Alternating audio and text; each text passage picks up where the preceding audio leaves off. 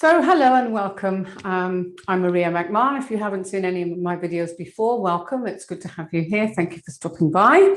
And today I'm going to talk about red flag number 42 from my book, The Top 50 Red Flags of Romantic Predators, How to Avoid the Narcissist's Trap. Ooh, it's a mouthful. So red flag number 42 is about toxic shame and guilt. Now, it's actually quite a short one, but make no mistake, toxic guilt and shame can run very, very deep.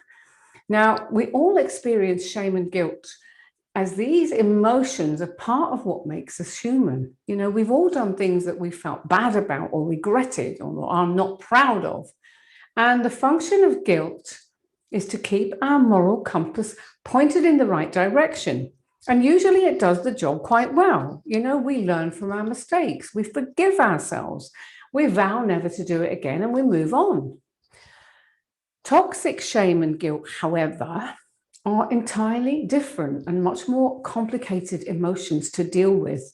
Toxic shame develops in childhood, usually because of dysfunctional parents or caregivers who raised you to believe that you were deficient, you were not good enough, and not worthy of love.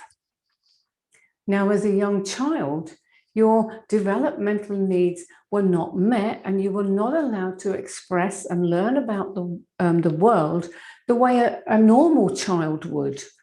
And this is actually why a lot of narcissists become narcissists, because of that dysfunctional developmental experience they had in childhood. But let's just talk about a normal person. So if you, let's say you accidentally spilled something, which happens, let's face it, you know, kids, but with very strict parents or difficult parents, you could have been punished unnecessarily or unfairly for a simple accident like that. If you wet the bed, you could have been punished. If you asked for a drink or food at a time outside of normal meal times, you would have been denied. And when these types of things happen regularly, you very soon internalize a belief that something is wrong with you. Because as a child, you don't have the critical faculty to understand that it was your parents who were toxic and abusive and that it's not your fault. So sadly, what happens is you grow up with a completely distorted view of who you really are and what you deserve in life. Now, in the case of narcissists, of course, they go on to be very, very toxic abusers themselves. But in the other case where that doesn't happen, you could be an empath, just a nice person. Many children of narcissists do not grow up to be narcissists. But what can happen is you can become a people pleaser. So you spend your entire life trying to please others. And when that doesn't work, which of course, trying to please a narcissist doesn't work, you heap more shame and guilt upon yourself for being so inadequate. You might even end up hating yourself for it. You might wish you'd never been born. And the evil messages that you've had programmed into you as a child, messages like you're useless, you're so stupid, so fat, so ugly, or whatever, they continue to play over and over in your mind, reinforcing the negative belief that you have about yourself. So it's easy to see why, when a narcissist comes along with all their charm and sunlight, you fall hook, line, and sinker. So, you know, it could be that this is the first time that anyone has ever said anything nice to you or about you. But of course, the tragedy is, and we know it, is that the honeymoon period doesn't last. And the narcissist will have already figured out that you're emotionally damaged. They're just damn good at this. They have this radar for it. And they tend to then go and hammer the nail in much more deeply. Once they've passed that love bombing stage and you've shared all kinds of personal heartbreak and stories with them about your life and your upbringing, what they do is then exploit all of that. So all of the feelings of guilt and shame that you have about yourself will be reinforced, but added to with this new person. But do you think, well, wow, he or she is so nasty? No, you don't. You immediately turn the criticisms in on yourself because you know you're to blame. You're no good. It must be your fault that they're being so mean and cruel. What you're doing is repeating a subconscious pattern that you've unwittingly, unknowingly learned as a child. And so it's almost like you are your own worst enemy, but you just don't know it.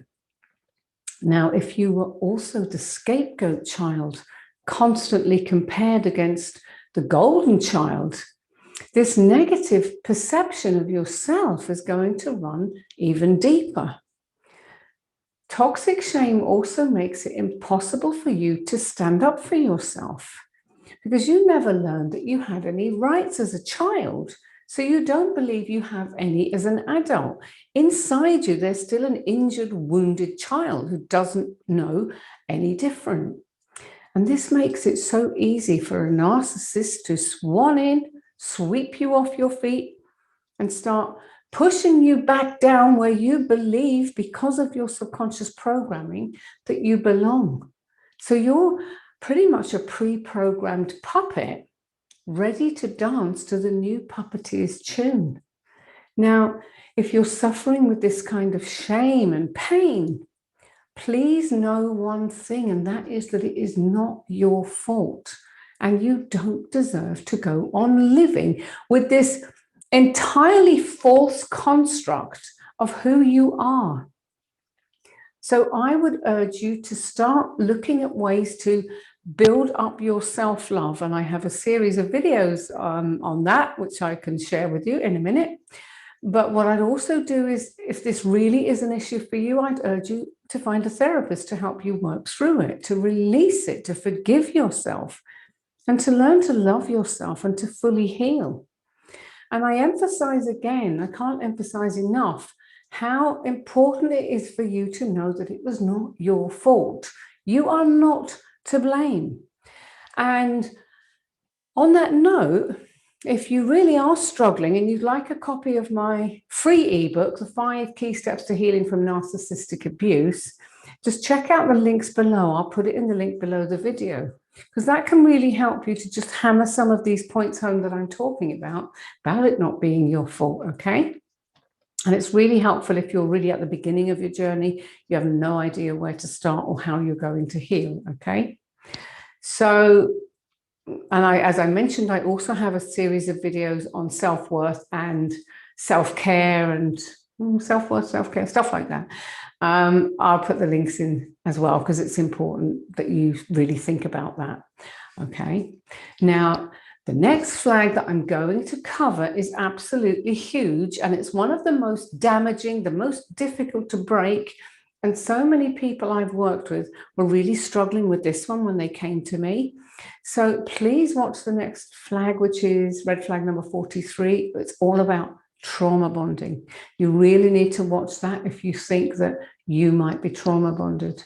And I will give you some tips about what you can do to break the trauma bond, or at least let it have a lot less power over you than it might have now.